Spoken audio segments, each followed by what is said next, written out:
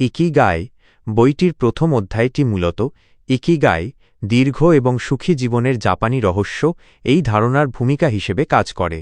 এই অধ্যায়ে লেখক হেক্টর গার্সিয়া এবং ফ্রান্সেস্ক মিরানিজ জাপানের ওকিনাওয়া দ্বীপের বাসিন্দাদের দীর্ঘায়ু এবং তাঁদের অফুরন্ত জীবনীশক্তির রহস্য উন্মোচন করেছেন। প্রথম অধ্যায়ের মূল বিষয়বস্তু নিচে বিস্তারিতভাবে আলোচনা করা হল। ১. ইকিগাই এর সংজ্ঞা। শব্দটি দুটি জাপানি শব্দের সমন্বয়ে গঠিত, ইকি জীবন এবং গাই মূল্য বা ফল। সহজ কথায় ইকিগাই হল সকালে ঘুম থেকে ওঠার কারণ। এটি এমন একটি উদ্দেশ্য যা মানুষকে বেঁচে থাকার আনন্দ দেয় এবং জীবনকে অর্থবহ করে তোলে। ওকিনাওয়া দীর্ঘায়ুর দ্বীপ। লেখকরা জাপানের ওকিনাওয়া দ্বীপের বিশেষত্ব তুলে ধরেছেন। এই দ্বীপটি বিশ্বের অন্যতম ব্লু জোন, যেখানে মানুষের গড় আয়ু বিশ্বের অন্যান্য প্রান্তের তুলনায় অনেক বেশি। এখানে ১০০ বছরের বেশি বয়সী মানুষের সংখ্যা চোখে পড়ার মতো। লেখকরা লক্ষ্য করেছেন যে এখানকার মানুষ শুধু দীর্ঘজীবীই নন, তারা শেষ বয়স পর্যন্ত শারীরিকভাবে কর্মক্ষম এবং মানসিকভাবে প্রফুল্ল থাকেন। ৩. অবসর নেওয়ার কোনো শব্দ নেই। এই অধ্যায়ের একটি চমকপ্রদ তথ্য হল জাপানি ভাষায় রিটায়ারমেন্ট বা অবসর নেওয়ার সরাসরি কোনো প্রতিশব্দ নেই। ওকিনাওয়ার মানুষরা আমৃত্যু কোনো না কোনো কাজের সাথে যুক্ত থাকেন।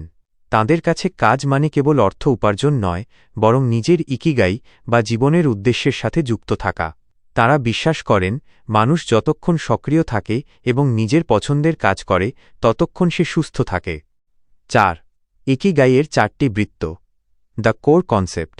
অধ্যায়টিতে সরাসরি বিস্তারিত না থাকলেও ইকিগাইয়ের যে মূল কাঠামোর ইঙ্গিত দেওয়া হয়েছে তা ৪টি বিষয়ের সংমিশ্রণ। আপনি যা ভালোবাসেন, প্যাশন। আপনি যে কাজে দক্ষ, মিশন। পৃথিবীর যা প্রয়োজন, ভোকেশন। যে কাজের জন্য আপনি পারিশ্রমিক পেতে পারেন, প্রফেশন। যখন এই ৪টি বিষয় এক বিন্দুতে মিলিত হয় তখনই একজন মানুষ তার ইকিগাই খুঁজে পায়। ৫. সক্রিয় বার্ধক্য এবং হাসিখুশি জীবন। অধ্যায়টিতে দেখা যায় ওকিনাওয়ার বয়স্ক ব্যক্তিরা একাকী থাকেন না। তাঁরাই মোয়াই নামক সামাজিক গোষ্ঠীর মাধ্যমে একে অপরের পাশে থাকেন। তাঁদের জীবনযাত্রায় খুব সাধারণ খাবার, বিশেষ করে প্রচুর সবজি এবং গ্রিন টি, হালকা ব্যায়াম এবং একে অপরের সাথে গল্পগুজব করার অভ্যাস রয়েছে।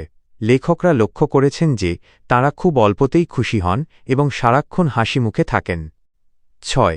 লোগোথেরাপির সাথে তুলনা। প্রথম অধ্যায়ে ভিক্টর ফ্র্যাঙ্কলের লোগোথেরাপির কথা উল্লেখ করা হয়েছে। লোগোথেরাপি বিশ্বাস করে যে মানুষের বেঁচে থাকার প্রধান চালিকাশক্তি হল জীবনের অর্থ খুঁজে পাওয়া। ইকিগাই অনেকটা এরই জাপানি সংস্করণ, যা মানুষকে কেবল টিকে থাকতে নয়, বরং আনন্দের সাথে বাঁচতে শেখায়। উপসংহার। প্রথম অধ্যায়টি আমাদের শেখায় যে দীর্ঘ জীবনের রহস্য কেবল ভালো খাবার বা ব্যায়ামে নেই, বরং এটি লুকিয়ে আছে মনের ভেতরে একটি নির্দিষ্ট উদ্দেশ্য বা ইকিগাই খুঁজে পাওয়ার মধ্যে। এটি আমাদের ব্যস্ত এবং যান্ত্রিক জীবনে বিরতি দিয়ে নিজেদের ভেতরের সেই আগ্রহকে খুঁজে বের করার তাগিদ দেয়। ইকিগাই এর দ্বিতীয় অধ্যায়টি অত্যন্ত গুরুত্বপূর্ণ। এই অধ্যায়ের শিরোনাম হল anti ageing secrets, little things that add up to a long and happy life. বার্ধক্য প্রতিরোধের রহস্য, ছোট ছোট অভ্যাস যা দীর্ঘ ও সুখী জীবন নিশ্চিত করে। এই অধ্যায়ের মূল বিষয়বস্তু নিচে বিস্তারিতভাবে আলোচনা করা হল। ১. মন এবং শরীরের সম্পর্ক, মাইন্ড বডি কানেকশন। দ্বিতীয় অধ্যায়ে লেখক ব্যাখ্যা করেছেন যে আমাদের মন এবং শরীর একে অপরের পরিপূরক। যদি মন সতেজ এবং তরুণ থাকে তবে শরীরও দীর্ঘকাল কর্মক্ষম থাকে। লেখক জানিয়েছেন যে জীবনের প্রতি একটি ইতিবাচক দৃষ্টিভঙ্গি বার্ধক্য প্রক্রিয়াকে ধীর করে দেয়। মানসিক সক্রিয়তা, মেন্টাল অ্যাক্টিভিটি, মস্তিষ্ককে সচল রাখা দীর্ঘ জীবনের অন্যতম চাবিকাঠি। যেমন শরীরকে সুস্থ রাখতে ব্যায়ামের প্রয়োজন, তেমনি মস্তিষ্ককেও সুস্থ রাখতে নতুন কিছু শেখা, পাজল সমাধান করা বা বুদ্ধিবৃত্তিক কাজ করা জরুরি। লেখক বলেছেন যে অবসর নেওয়ার পর অনেক মানুষ দ্রুত বুড়িয়ে যান, কারণ তারা মস্তিষ্ককে চ্যালেঞ্জ জানানো বন্ধ করে দেন। ৩. স্ট্রেস বা মানসিক চাপ কমানো, রিডিউসিং স্ট্রেস। দীর্ঘায়ুর পথে সবচেয়ে বড় বাধা হল আধুনিক জীবনের অতিরিক্ত মানসিক চাপ। লেখক বৈজ্ঞানিকভাবে ব্যাখ্যা করেছেন যে কিভাবে দীর্ঘস্থায়ী স্ট্রেস আমাদের শরীরের কোষগুলোকে ক্ষতিগ্রস্ত করে। ইকিগাই অনুসারে শান্ত থাকা এবং ছোট ছোট বিষয়ে বিচলিত না হওয়া দীর্ঘ জীবনের রহস্য। 4. বসে থাকার কুফল, the dangers of sedentary lifestyle. এই অধ্যায়ে বলা হয়েছে যে দীর্ঘক্ষণ এক জায়গায় বসে থাকা স্বাস্থ্যের জন্য ক্ষতিকর।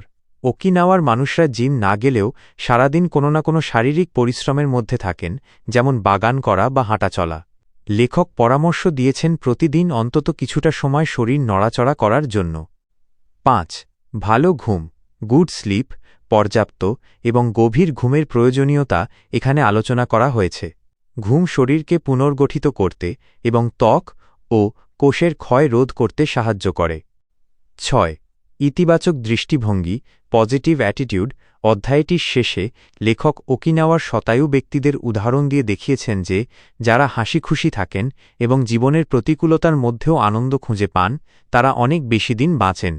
সারকথা, দ্বিতীয় অধ্যায়ের মূল বার্তা হল দীর্ঘদিন বেঁচে থাকার জন্য কেবল ভালো খাবার বা ব্যায়াম যথেষ্ট নয়, বরং মনের প্রশান্তি, মানসিক সক্রিয়তা এবং স্ট্রেস মুক্ত থাকা সমানভাবে জরুরি। বইটির তৃতীয় অধ্যায়টি মূলত লোগোথেরাপি এবং মানুষের জীবনে বেঁচে থাকার উদ্দেশ্যের গুরুত্ব নিয়ে আলোচনা করে। এই অধ্যায়ের মূল বিষয়বস্তু নিচে বিস্তারিতভাবে দেওয়া হল। অধ্যায়ের নাম লোগোথেরাপি থেকে ইকিগাই, ফ্রম লোগোথেরাপি টু ইকিগাই। এই অধ্যায়ে লেখক ভিক্টর ফ্র্যাঙ্কলের প্রবর্তিত লোগোথেরাপির ধারণাটি ব্যাখ্যা করেছেন এবং দেখিয়েছেন কিভাবে এটি জাপানিদের ইকিগাই দর্শনের সাথে সম্পর্কিত। 1. লোগোথেরাপি কি? লোগোথেরাপি শব্দটি এসেছে গ্রিক শব্দ লোগোস থেকে, যার অর্থ হল অর্থ বা উদ্দেশ্য। ভিক্টর ফ্র্যাঙ্কল বিশ্বাস করতেন যে মানুষের বেঁচে থাকার প্রধান চালিকাশক্তি হল জীবনের একটি অর্থ খুঁজে পাওয়া। ফ্র্যাঙ্কল নিজে দ্বিতীয় বিশ্বযুদ্ধের সময় নাৎসি কনসেন্ট্রেশন ক্যাম্পে বন্দী ছিলেন। তিনি লক্ষ্য করেছিলেন যে যারা চরম কষ্টের মধ্যেও ভবিষ্যতে কোনো কাজ করার বা প্রিয়জনের সাথে দেখা করার পরিকল্পনা করত, তাদের বেঁচে থাকার সম্ভাবনা অনেক বেশি ছিল। অস্তিত্বগত শূন্যতা, এক্সিস্টেনশিয়াল ভ্যাকিউম। অধ্যায়টিতে বলা হয়েছে যে আধুনিক জীবনে অনেক মানুষই অবসাদ বা একঘেয়েমিতে ভোগেন। এর কারণ হল তাদের জীবনের কোনো নির্দিষ্ট লক্ষ্য বা উদ্দেশ্য নেই। একেই ফ্র্যাঙ্কল অস্তিত্বগত শূন্যতা বলেছেন। লোগোথেরাপি মানুষকে এই শূন্যতা কাটিয়ে উঠতে সাহায্য করে জীবনের একটি কারণ খুঁজে বের করার মাধ্যমে। 3. লোগোথেরাপির মূল নিয়মাবলী। বইটিতে লোগোথেরাপির কয়েকটি গুরুত্বপূর্ণ প্রক্রিয়ার কথা বলা হয়েছে। Paradoxical intention. প্যারাডক্সিক্যাল ইন্টেনশন, আমরা যা ভয় পাই অনেক সময় সেটাই আমাদের সাথে ঘটে। লোগোথেরাপি আমাদের সেই ভয়কে সরাসরি মোকাবিলা করতে শেখায়। দৃষ্টিভঙ্গির পরিবর্তন, আমরা পরিস্থিতি পরিবর্তন করতে না পারলেও সেই পরিস্থিতির প্রতি আমাদের দৃষ্টিভঙ্গি পরিবর্তন করতে পারি। 4. লোগোথেরাপি বনাম ইকিগাই। যদিও লোগোথেরাপি একটি চিকিৎসা পদ্ধতি, কিন্তু জাপানিদের ইকিগাই হল একটি জীবন দর্শন। ইকিগাই হল সেই কারণ যার জন্য আমরা প্রতিদিন সকালে ঘুম থেকে উঠি। এই অধ্যায়ে বলা হয়েছে যে জাপানের ওকিনাওয়ার মানুষেরা কোনো বিশেষ থেরাপি ছাড়াই প্রাকৃতিকভাবেই তাদের জীবনের অর্থ বা ইকিগাই খুঁজে পায়। তারা বড় কোনো লক্ষ্য নয়, বরং ছোট ছোট কাজের মধ্যেও আনন্দ খুঁজে নেয়। 5.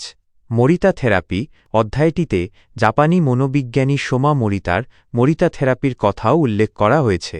এই থেরাপির মূল কথা হল নিজের অনুভূতিগুলোকে নিয়ন্ত্রণ করার চেষ্টা না করে সেগুলোকে মেনে নেওয়া এবং নিজের বর্তমান কাজের ওপর মনোনিবেশ করা। অর্থাৎ যা অনুভব করছো তা গ্রহণ করো এবং যা করা দরকার তা করো। সারসংক্ষেপ, তৃতীয় অধ্যায়ের মূল বার্তা হল আপনার জীবনের একটি উদ্দেশ্য বা ইকিগাই থাকা অত্যন্ত জরুরি। এটি আপনাকে কঠিন সময় মানসিকভাবে শক্ত থাকতে সাহায্য করবে এবং দীর্ঘ ও সুখী জীবনের পথ দেখাবে। বইটির চতুর্থ অধ্যায়টি মূলত ফ্লো বা কোনো কাজে সম্পূর্ণভাবে নিমগ্ন হওয়ার শিল্প নিয়ে আলোচনা করে। এই অধ্যায়টির শিরোনাম হল finding flow in everything you do. আমাদের জীবনের প্রতিটি কাজে কিভাবে আনন্দ খুঁজে পাওয়া যায় এবং কিভাবে সময়ের জ্ঞান হারিয়ে কোনো কাজে ডুবে থাকা যায় তারই বিস্তারিত ব্যাখ্যা এখানে দেওয়া হয়েছে। নিচে এই অধ্যায়ের মূল বিষয়গুলো আলোচনা করা হল। 1. ফ্লো। ফ্লো কি? মনোবিজ্ঞানী মিহাই চিকসেন্টমিহাই এর গবেষণার সূত্র ধরে লেখকরা জানিয়েছেন যে ফ্লো হল এমন এক মানসিক অবস্থা যেখানে একজন ব্যক্তি তার কাজে এতটাই মগ্ন হয়ে যান যে তিনি খিদে, তেষ্টা, এমনকি সময়ের কথাও ভুলে যান। এটি হল সেই মুহূর্ত যখন আপনার দক্ষতা এবং চ্যালেঞ্জের মধ্যে একটি নিখুঁত ভারসাম্য তৈরি হয়। ইকিগাই খুঁজে পাওয়ার জন্য এই ফ্লো অবস্থায় থাকা অত্যন্ত জরুরি। ফ্লোতে পৌঁছানোর ৩টি প্রধান শর্ত। এই অধ্যায়ে বলা হয়েছে যে কোনো কাজে ফ্লো অর্জন করতে হলে ৩টি বিষয় মাথায় রাখা দরকার। ১. স্পষ্ট লক্ষ্য, ক্লিয়ার গোলস। আপনি কি করতে চাইছেন তা পরিষ্কার হওয়া চাই। লক্ষ্যহীন কাজে মন বসানো কঠিন। ২. তাৎক্ষণিক প্রতিক্রিয়া, ইমিডিয়েট ফিডব্যাক। আপনি কাজটি ঠিকভাবে করছেন কি না তা বুঝতে পারা। ৩. চ্যালেঞ্জ এবং দক্ষতার ভারসাম্য। কাজটি আপনার ক্ষমতার বাইরে খুব কঠিন হওয়া উচিত নয়, যা উদ্বেগ সৃষ্টি করে, আবার খুব সহজও হওয়া উচিত নয়, যা একঘেয়েমি আনে। ৩. মাল্টিটাস্কিং বা বহুমুখী কাজের বিপদ।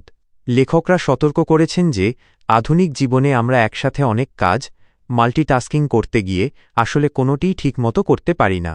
গবেষণা অনুযায়ী যারা মাল্টিটাস্কিং করেন তাদের উৎপাদনশীলতা ৬০% পর্যন্ত কমে যেতে পারে। ফ্লোতে পৌঁছানোর জন্য সিঙ্গল টাস্কিং বা এক সময়ে একটি মাত্র কাজে মনোযোগ দেওয়া আবশ্যিক। ৪. প্রযুক্তির সঠিক ব্যবহার। এই অধ্যায়ে প্রযুক্তির কুফল থেকে বাঁচার কিছু পরামর্শ দেওয়া হয়েছে। কাজের সময় নোটিফিকেশন বন্ধ রাখা। দিনের একটি নির্দিষ্ট সময়ে ইমেল বা মেসেজ চেক করা।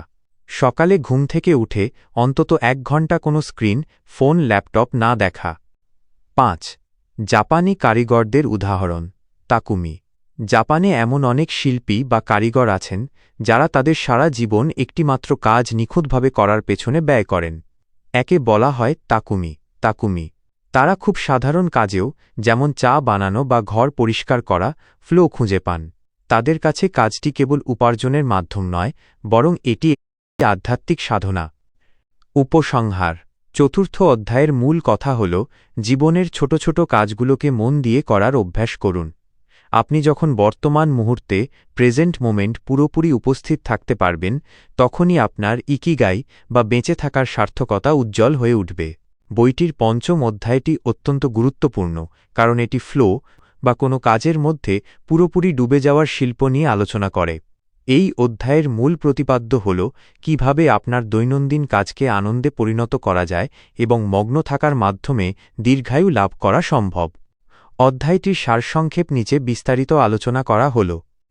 ৫ম অধ্যায়, কাজের প্রতিটি মুহূর্তকে ফ্লোতে রূপান্তর করা। এই অধ্যায়ে লেখক মিহাই চিকসেন্টমিহাইয়ের ফ্লো তত্ত্বের ওপর ভিত্তি করে দেখিয়েছেন যে যখন আমরা আমাদের প্রিয় কোনো কাজে এতটাই ডুবে যাই যে সময়ের জ্ঞান থাকে না, তখন আমাদের মন সবচেয়ে শান্ত এবং শরীর সবচেয়ে চনমনে থাকে।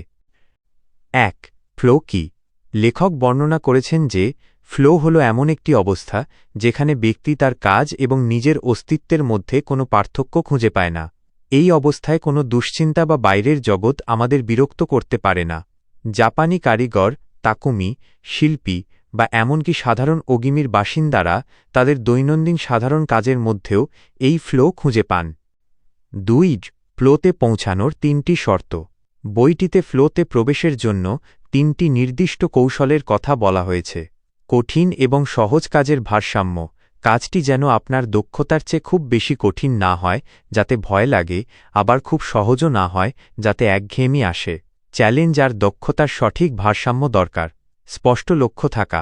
আপনার সামনে একটা নির্দিষ্ট উদ্দেশ্য থাকতে হবে। একাগ্রতা বা ফোকাস। একই সময় অনেক কাজ মাল্টিটাস্কিং না করে কেবল একটি নির্দিষ্ট কাজে মন দিতে হবে। ৩. মাল্টিটাস্কিং বনাম মাইক্রোফ্লো। এই অধ্যায়টি আমাদের বর্তমান যুগের সবচেয়ে বড় সমস্যা মাল্টিটাস্কিংয়ের সমালোচনা করে। গবেষণা বলছে বারবার মনোযোগ পরিবর্তন করলে আমাদের প্রোডাক্টিভিটি কমে যায়। মাইক্রোফ্লো। জাপানিরা এমনকি ঘর পরিষ্কার বা বাসন ধোয়ার মতো অতি সাধারণ কাজের মধ্যেও সৃজনশীলতা খুঁজে পায়। একেই বলা হয় মাইক্রোফ্লো। ৪. শিনরিন ইয়োকু, ফরেস্ট বেথিং। প্রকৃতির সাথে সময় কাটানো কিভাবে আমাদের মনের জট খুলে দেয় এবং ফ্লোতে ফিরতে সাহায্য করে, এই অধ্যায়ে তারও উল্লেখ আছে। অগিমির মানুষের উদাহরণ। জাপানের অগিমি গ্রামের শতায়ু ব্যক্তিরা কখনোই কাজ থেকে অবসর নেন না। তাদের কাছে কাজ মানেই হল ইকিগাই। তারা ছোট ছোট বাগান করা বা বুনন শিল্পের মধ্যেও এমনভাবে ডুবে থাকেন যে তাদের মনে অবসাদ আসার জায়গা থাকে না। সারকথা, আপনি যা করছেন তার প্রতি পূর্ণ মনোযোগ দিন। ফলের আশা না করে প্রক্রিয়ার প্রসেস ওপর আনন্দ পান। বইটির ষষ্ঠ অধ্যায়টি অত্যন্ত গুরুত্বপূর্ণ, কারণ এটি রেজিলিয়েন্স বা প্রতিকূলতা কাটিয়ে ঘুরে দাঁড়ানোর ক্ষমতা এবং অ্যান্টি ফ্র্যাজিলিটি নিয়ে আলোচনা করে। এই অধ্যায়ের মূল লক্ষ্য হল কিভাবে জীবনের কঠিন সময়গুলোতে ভেঙে না পড়ে, বরং আরও শক্তিশালী হয়ে ওঠা যায়। ষষ্ঠ অধ্যায়ের প্রধান বিষয়গুলো নিচে বিস্তারিতভাবে দেওয়া হল। ১. রেজিলিয়েন্স বা সহনশীলতা। ইকিগাই বজায় রাখার জন্য রেজিলিয়েন্স খুব জরুরি। এটি কেবল বিপদে টিকে থাকা নয়, বরং বিপদের পর আবার নিজের ছন্দে ফিরে আসার ক্ষমতা। জাপানিদের মতে, যাদের জীবনে একটি স্পষ্ট ইকিগাই বা বেঁচে থাকার উদ্দেশ্য থাকে, তারা সংকটের সময় সহজে ভেঙে পড়ে না। তারা জানে যে কেন তাদের বেঁচে থাকতে হবে, তাই তারা যে কোনো কঠিন পরিস্থিতি সহ্য করার শক্তি পায়। Anti fragility. লেখক নাসিম তালেবের ধারণাটি এখানে ব্যবহার করা হয়েছে। ফ্র্যাজাইল, যা আঘাতে ভেঙে যায়, যেমন কাঁচ। রেজিলিয়েন্ট, যা আঘাত সহ্য করে আগের অবস্থায় ফিরে আসে। অ্যান্টি ফ্র্যাজিল, যা আঘাত বা বিশৃঙ্খলার ফলে আরও উন্নত ও শক্তিশালী হয়। অধ্যায়টিতে বলা হয়েছে, আমাদের এমন হওয়া উচিত যাতে জীবনের ছোটখাটো সমস্যা বা পরিবর্তন আমাদের আরও দক্ষ ও অভিজ্ঞ করে তোলে। ৩. বর্তমান মুহূর্তে বেঁচে থাকা, লিভিং ইন দ্য মোমেন্ট। এই মুহূর্তটি কেবল একবারই আসবে। আমরা যদি অতীত নিয়ে আফসোস বা ভবিষ্যৎ নিয়ে দুশ্চিন্তা না করে বর্তমান মুহূর্তের আনন্দ উপভোগ করতে শিখি, তবে আমাদের মানসিক চাপ অনেক কমে যায়। এটি রেজিলিয়েন্স বাড়াতে সাহায্য করে। ৪. অভিশাপ। এটি একটি জাপানি নান্দনিক দর্শন। এর অর্থ হল অসম্পূর্ণতা বা খুঁতযুক্ত জিনিসের মধ্যে সৌন্দর্য খুঁজে পাওয়া। জীবনে সবকিছু নিখুঁত হবে না, বার্ধক্য আসবে, জিনিসপত্র পুরনো হবে বা পরিকল্পনা ব্যর্থ হবে। এই নশ্বরতা এবং অসম্পূর্ণতাকে মেনে নেওয়াই হল অভিশাপ।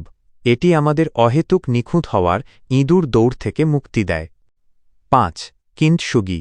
এটি ভাঙা চিনেমাটির পাত্র সোনার প্রলেপ দিয়ে জোড়া দেওয়ার একটি জাপানি শিল্প। এর দর্শন হল কোনো কিছু ভেঙে গেলে তাকে ফেলে না দিয়ে আরও সুন্দর করে সারিয়ে তোলা। আমাদের জীবনের ক্ষত বা ব্যর্থতাগুলো লজ্জার নয়, বরং সেগুলো আমাদের অভিজ্ঞতার অলংকার। ৬. নেতিবাচক আবেগ বর্জন।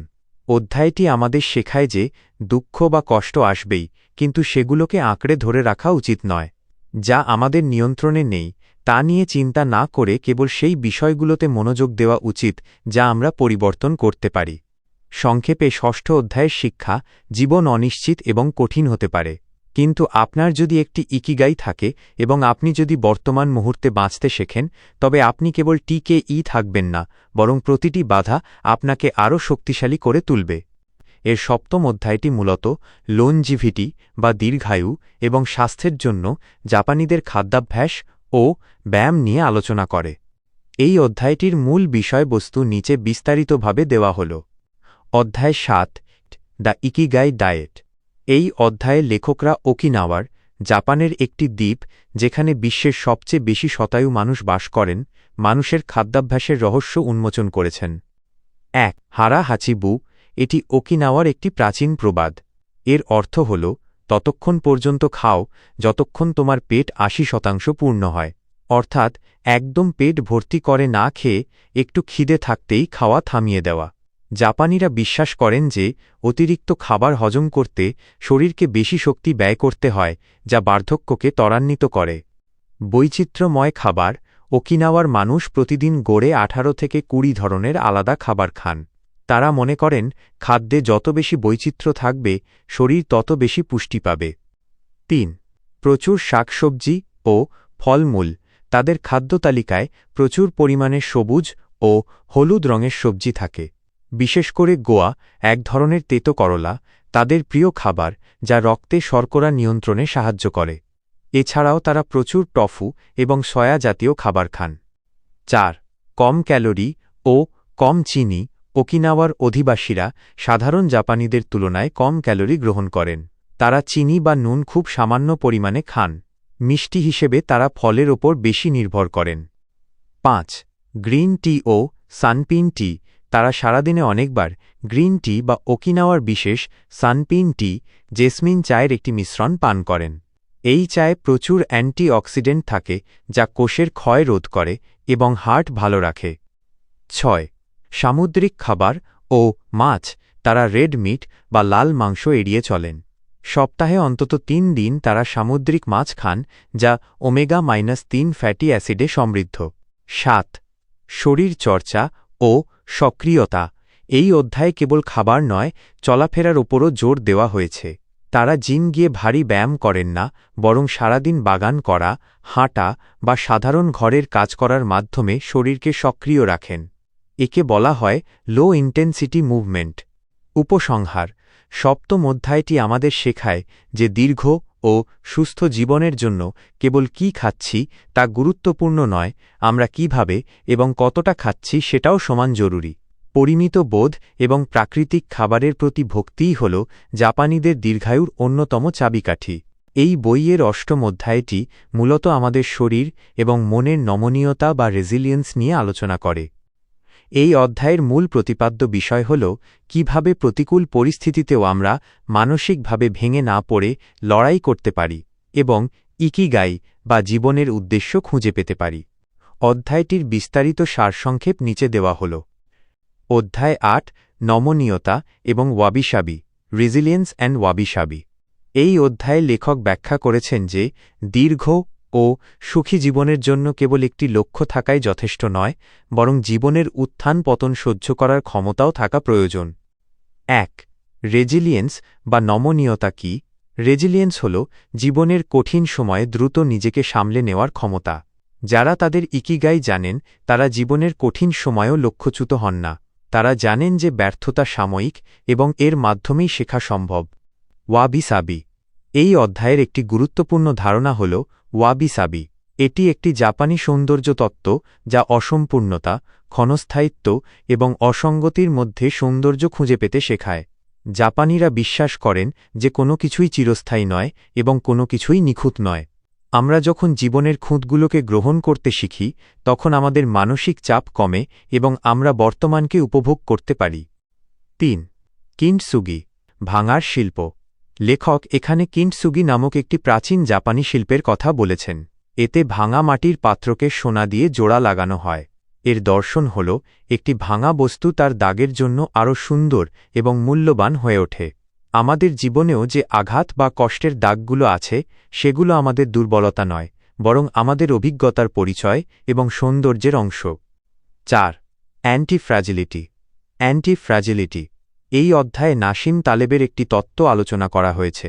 কিছু জিনিস আছে যা চাপের মুখে ভেঙে যায়, ফ্র্যাজাইল। কিছু জিনিস আছে যা শক্ত থাকে, রেজিলিয়েন্ট। কিন্তু কিছু জিনিস চাপের মুখে আরও শক্তিশালী হয়ে ওঠে, একে বলে অ্যান্টি-ফ্র্যাজিল। ইকিগাই আমাদের মানসিকভাবে অ্যান্টি-ফ্র্যাজিল হতে সাহায্য করে, যাতে আমরা বিপদে দমে না গিয়ে আরও মজবুত হয়ে ফিরে আসি। 5. বর্তমান মুহূর্তে বেঁচে থাকা, শেষমেশ। এই অধ্যায়ে আমাদের শেখায় যে অতীত বা ভবিষ্যৎ নিয়ে অতিরিক্ত চিন্তা না করে এখন, নাও বা বর্তমান মুহূর্তের ওপর ফোকাস করা উচিত। যা ঘটছে তাকে মেনে নিয়ে শান্ত থাকাটাই হল দীর্ঘ জীবনের অন্যতম চাবিকাঠি। বইটির নবম অধ্যায়টি মূলত রেজিলিয়েন্স বা প্রতিকূলতা কাটিয়ে ঘুরে দাঁড়ানোর ক্ষমতা এবং অ্যান্টি-ফ্র্যাজিলিটি নিয়ে আলোচনা করে। জাপানিদের দীর্ঘায়ু এবং সুখী জীবনের নেপথ্যে কেবল সঠিক খাবার বা ব্যায়াম নেই, বরং জীবনের ঝড়-ঝাপটা সামলানোর এক গভীর জীবনদর্শন কাজ করে। এই অধ্যায়ের মূল বিষয়গুলো নিচে বিস্তারিত আলোচনা করা হল। 1. রেজিলিয়েন্স, ভেঙে না পড়ার শক্তি। জাপানিদের মতে রেজিলিয়েন্স হল এমন এক মানসিক ক্ষমতা যার মাধ্যমে মানুষ জীবনের কঠিন সময়েও নিজের লক্ষ্য হারায় না। এটা কেবল টিকে থাকা নয়, বরং প্রতিকূলতাকে মানিয়ে নিয়ে এগিয়ে চলা। বৌদ্ধ ধর্ম এবং স্টোইসিজম, এই অধ্যায়ে লেখক দেখিয়েছেন কিভাবে বৌদ্ধ ধর্ম এবং প্রাচীন গ্রিক স্টোইসিজম আমাদের শেখায় যে পৃথিবীতে কোনো কিছুই চিরস্থায়ী নয়।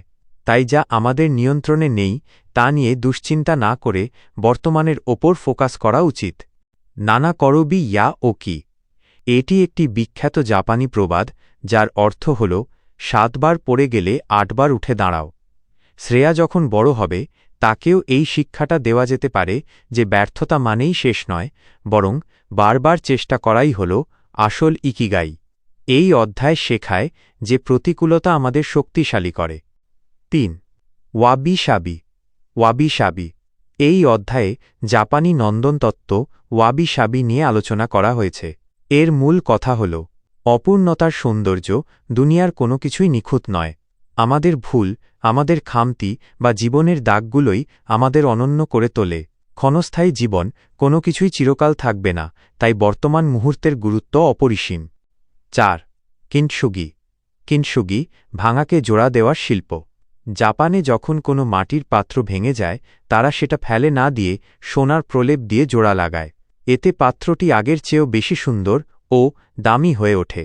শিক্ষা: জীবন যখন কোনো আঘাতে ভেঙে পড়ে, তখন সেই অভিজ্ঞতাকে পুঁজি করে আমরা আরও শক্তিশালী এবং মূল্যবান মানুষ হিসেবে গড়ে উঠতে পারি। 5. অ্যান্টি-ফ্রাজিলিটি। নাসিম তালেবের ধারণা থেকে লেখক বুঝিয়েছেন যে 3টি অবস্থা হতে পারে। 1. ফ্রাজিল, যা আঘাতে ভেঙে যায়। 2.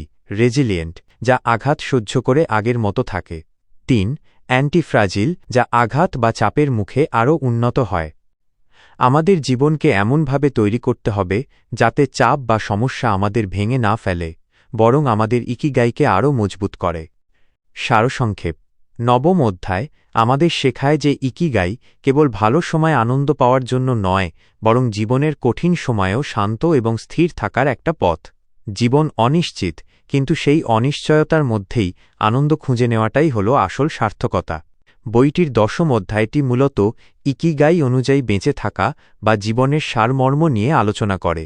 এই অধ্যায়ে লেখক হেক্টর গার্সিয়া এবং ফ্রান্সিস্ক মিরালেস ওকিনাওয়ার শতায়ু ব্যক্তিদের জীবন থেকে পাওয়া শিক্ষাগুলোকে 10টি প্রধান নিয়মে বেঁধে দিয়েছেন। নিচে 10ম অধ্যায়ের বিস্তারিত আলোচনা দেওয়া হল। ইকিগাইয়ের 10টি সুবর্ণ নিয়ম। এই অধ্যায়টি পুরো বইয়ের একটি চেকলিস্ট হিসেবে কাজ করে। সুস্থ ও দীর্ঘ জীবনের জন্য ওকিনাওয়ার মানুষরা যে নিয়মগুলো মেনে চলেন সেগুলো হল: 1. সবসময় সক্রিয় থাকুন, অবসর নেবেন না। ওকিনাওয়ার ভাষায় রিটায়ারমেন্ট বা অবসর বলে কোনো শব্দ নেই। জীবনের শেষ দিন পর্যন্ত কোনো না কোনো কাজে নিজেকে ব্যস্ত রাখা জরুরি। কাজ ছেড়ে দিলে মন ও শরীর দুটোই স্থবির হয়ে যায়। তাড়াহুড়ো করবেন না, ধীরে চলো। Walk slowly and Yule go fur. এটিই দীর্ঘজীবনের মূলমন্ত্র। অতিরিক্ত তাড়াহুড়ো এবং মানসিক চাপ আয়ু কমিয়ে দেয়। প্রতিটি মুহূর্তকে উপভোগ করাই আসল উদ্দেশ্য। 3. পেট পুরো ভরবেন না। জাপানিদের একটি জনপ্রিয় নিয়ম হল হারা হাচি বু।